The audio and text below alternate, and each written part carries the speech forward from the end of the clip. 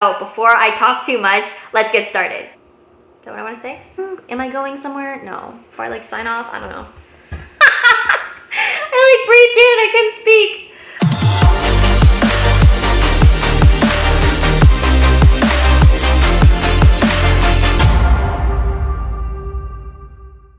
What's up guys, welcome to my channel. My name is Taylor, aka Little T Fitness, and today's episode is going to be on a dynamic lower body stretching routine. So if you guys tuned in last week, I did a very basic static stretching routine. This week is going to be something a little more dynamic. So the reason why I incorporate both static and dynamic stretches into my routine is that it's very similar to when you're weightlifting or bodybuilding, whichever. You're never just going to do the same routine over and over again. You want to change it up, you want to shock your body, give it a little bit of a change. So today's routine is going to be something very similar to what I did as a gymnast / dancer. It's going to be incorporating a lot of movements, either going across a line or you can do it stationary, as well as a lot of kicks. Kicks I find really helpful for anyone who's trying to get their splits, higher jumps, whether it's straddle, pike, whichever, as well as proper form in your movements such as aerials, cartwheels, front walkovers, all that good stuff. If you can't have a straight leg when you're doing a simple kick, chances are you won't have a straight leg when you're doing an aerial. So it's just learning the fundamentals and kind of getting a feel of what it's like to keep everything tight and getting that full range of motion when you're doing something a little bit faster than just sitting in a stretch. So for my dynamic stretching routine, I would say probably do each exercise or drill at least 5 times each leg and then kind of move on from there. It's different than static stretching where it's not necessarily timed. This one's more for reps. So make sure you're doing equal reps on both sides because you don't want to be uneven. So just like last week, we're going to start off the same way. We're going to do a quick little warm up before we jump right into things. So again, if you want to do a dance party, burpees, high knees, whatever you want, just to kind of get your bodies ready, I'm going to do jumping jacks, but we're going to do them for about 30 seconds, okay?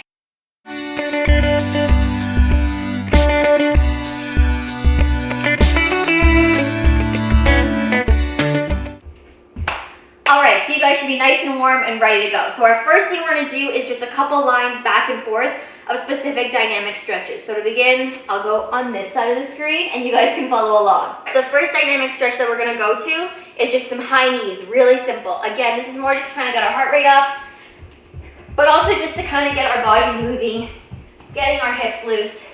You'll do it 2 directions each leg. Following that, we're going to do the exact same thing, but this time we're going to be kicking our bums. So again, heels right to bum. It's less about distance that we're traveling. We want to be ideally on the spot, so I don't want to see you running. On the spot, nice and high. Again, making sure that things are just kind of warming up a little bit more. After you finish your high knees, we're going to go into a just single leg knee hug. So all you're doing is just stepping, hugging that knee, getting in as nice and close as you can. I prefer to grab on top of my knee rather than in behind, but totally up to you. Either works. Making sure your bottom leg stays straight and you're not bending that base leg. Following your knee hugs, all you're going to do is some hip rotation. So going backwards, and then on the next step, going forwards. So alternating backwards and forwards directions. This one I would say probably do 2 lengths. You want a little bit more time just to kind of open up those hips, make sure everything feels okay. And again, your bottom leg, the leg that's not bent, stay straight the entire time. From a forward view for both of them, I don't want to see a lean. Everything has to stay on top of each other. So whether you're circling backwards or forwards, we're not letting our posture go. We're keeping everything nice and pulled up. So following our hip rotations, we're going to go into our elephant walks. So these ones are more fun. They're a little bit more of a stretch.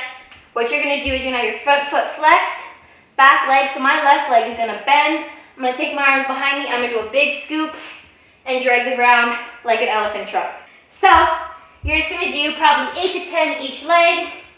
Big scoops, making sure that front foot stays flexed the entire time.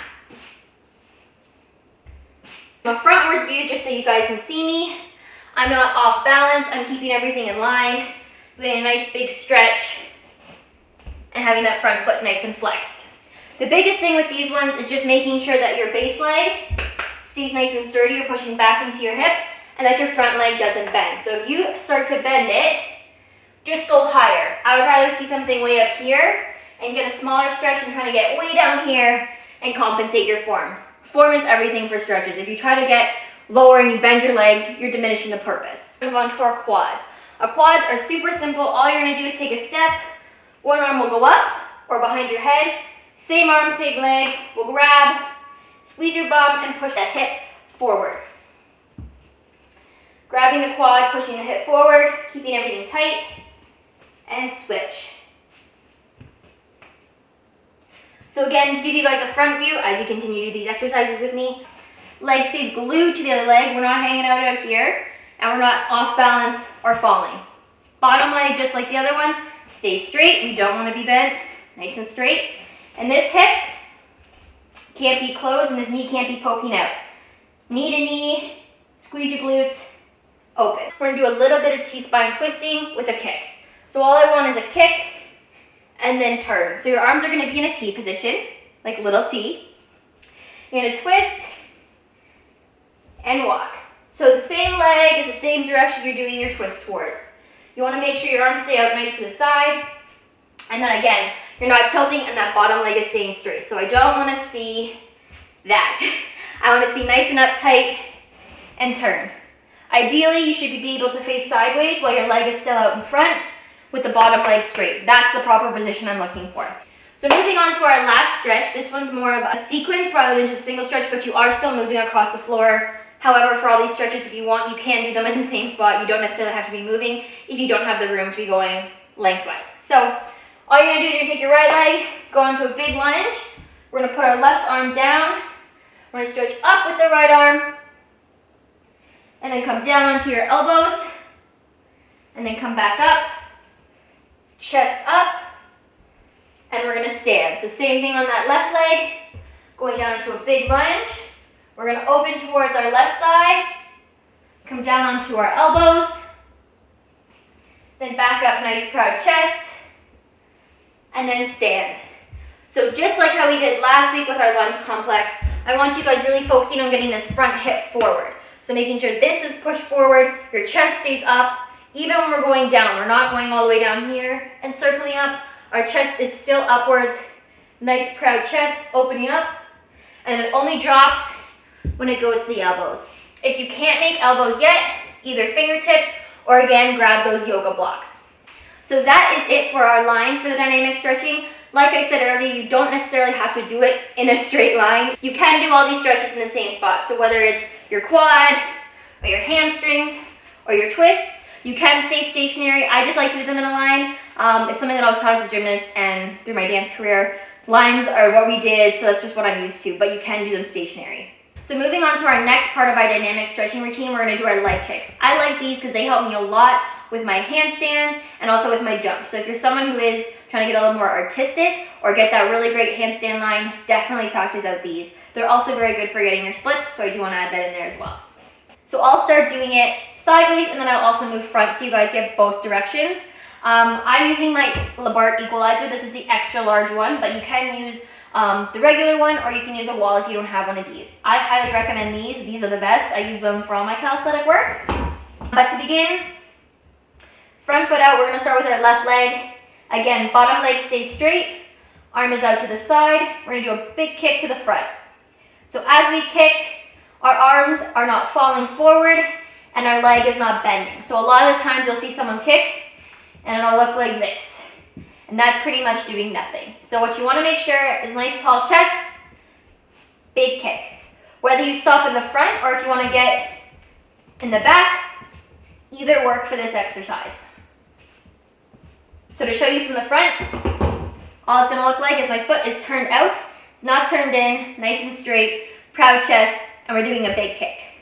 So again, whether you want to tap in front, come to the foot, or come back, either or.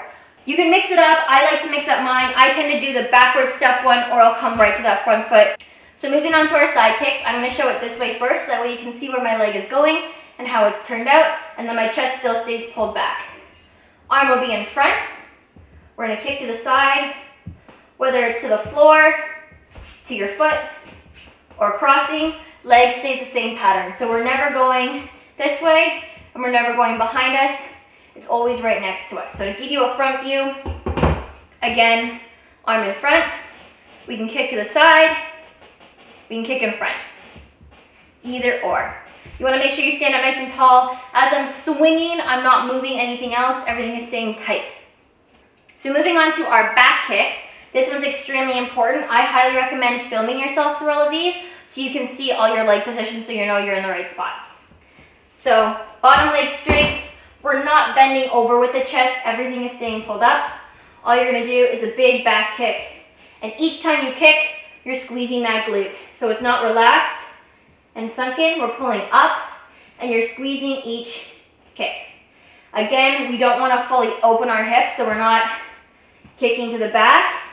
Everything is staying square, like you have little flashlights on the front of your hips, and they're staying pointed forwards the entire time.